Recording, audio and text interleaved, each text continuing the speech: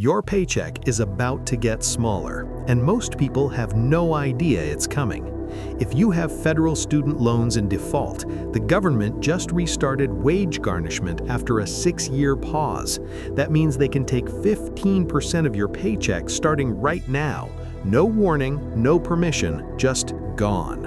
Over 5 million people are at risk of this happening in the next few months, and if you've been ignoring those loan notices, you might be one of them. So in this video, I'm going to break down exactly what's happening, why it's happening now, who's affected, and most importantly, the 3 ways you can stop it before they start taking your money.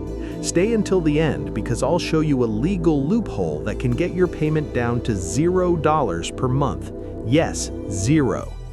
Let's start with what actually changed. For 6 years, from 2020 to 2026, the government paused all student loan collections. No wage garnishment, no tax refund seizures, nothing. That was part of COVID relief. But that protection officially ended in January 2026, and now the Department of Education is coming for the money. Here's the scale of this problem. Right now, 5.5 million borrowers are in default. That means they haven't made a payment in over 270 days. Another 6.5 million are delinquent, meaning they're behind but not in default yet. Combined, that's 12 million people, 1 in 4 borrowers. If you're watching this and you've missed payments or stopped paying your loans, you need to pay attention. So what is wage garnishment? It's when the government legally forces your employer to send them money from your paycheck before you even see it. They don't need to sue you. They don't need your permission. They just send a letter to your employer and it starts. And here's the brutal part. They can take up to 15% of your disposable income, not your gross pay, your disposable income. That's what's left after taxes and mandatory deductions. Let me give you an example. Say you make $3,000 per month after taxes. 15% of that is $450. Gone. Every month. That's $5,400 per year straight out of your paycheck. For most people, that's rent money. That's groceries. That's the difference between making it and not making it. And here's what makes this scary. Most people don't find out until it's too late. You check your paycheck one day and it's suddenly way smaller. You call your employer confused and they tell you the government sent an order. By that point, the money is already gone. But there is a timeline, and if you act fast, you can stop this. The government is required to send you a notice 30 days before garnishment starts. It's called a wage garnishment notice. If you got that letter, you have 30 days to respond. That's your window.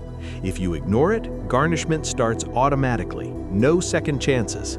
Now let's talk about how to stop it. You have 3 main options, and I'm going to walk through each one so you know exactly what to do. Option 1 is loan rehabilitation. This is where you make 9 on-time payments over 10 months. The payments are based on your income, so they're affordable, usually 15% of your discretionary income. Once you complete the 9 payments, your loan is exited default. Your wage garnishment stops, your credit score improves, and you're back in good standing. Here's how it works. You call your loan servicer. You tell them you want to rehabilitate your loan. They calculate a payment based on your income. You make that payment every month for 9 months. After the 9th payment, your loan is rehabilitated. It's that simple. The key is you have to make all 9 payments on time. If you miss one, you start over. Option 2 is consolidation. This is where you take all your defaulted federal loans and combine them into one new direct consolidation loan. The benefit here is that wage garnishment stops immediately. You don't have to wait 10 months like with rehabilitation. The downside is that the default stays on your credit report for 7 years. But if you need the garnishment to stop right now, this is the fastest way. Here's the process. You apply for a direct consolidation loan through the federal student aid website. You choose an income-driven repayment plan. Once the consolidation is approved, your old loans are paid off and your new loan is in good standing. Garnishment stops. This usually takes 30 to 60 days. Option 3 is settlement. In some cases, you can negotiate to pay less than you owe. The Department of Education will sometimes accept a lump sum payment for a percentage of your total debt, usually around 90%.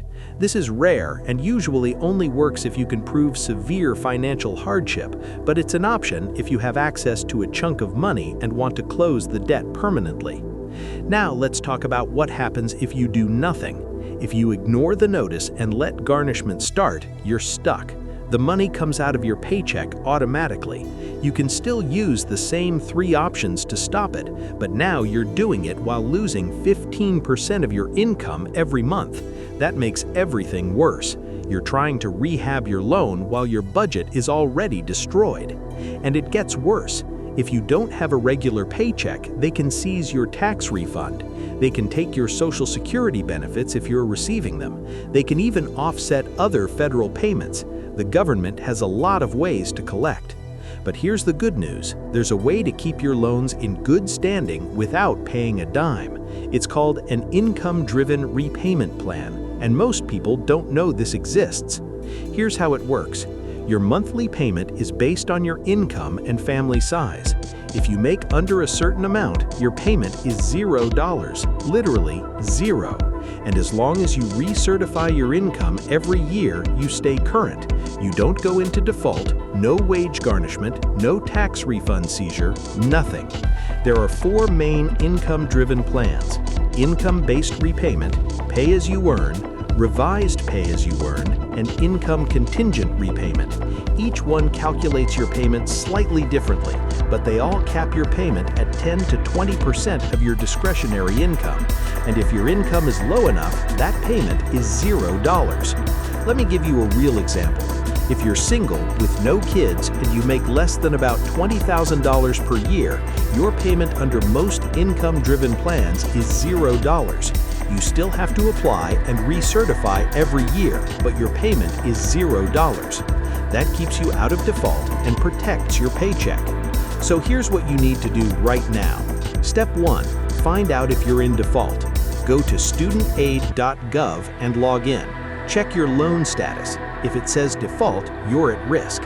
Step 2, call your loan servicer immediately. The number is on the StudentAid website. Tell them you want to stop wage garnishment. Ask about rehabilitation, consolidation, or income-driven repayment. Step 3, act within 30 days if you got a garnishment notice. Don't wait, the clock is ticking. And here's the most important part. Don't let fear or shame stop you from making the call. I know it's uncomfortable, I know you've been avoiding it, but one phone call can save you thousands of dollars. The people on the phone are there to help you find a solution. They deal with this every single day. You are not the first person to call in this situation. Here's the bottom line. Wage garnishment is not permanent. It's not the end of the world, but ignoring it makes everything worse. You have options: rehabilitation, consolidation, income-driven repayment. All of them stop garnishment. All of them get you back on track. The only wrong move is doing nothing. If you got value from this video, hit the like button and subscribe for more money tips. Next, watch my video on how to pay off student loans faster. And remember, 30 days, 3 options, 1 decision. Take action today before your paycheck gets 15% smaller.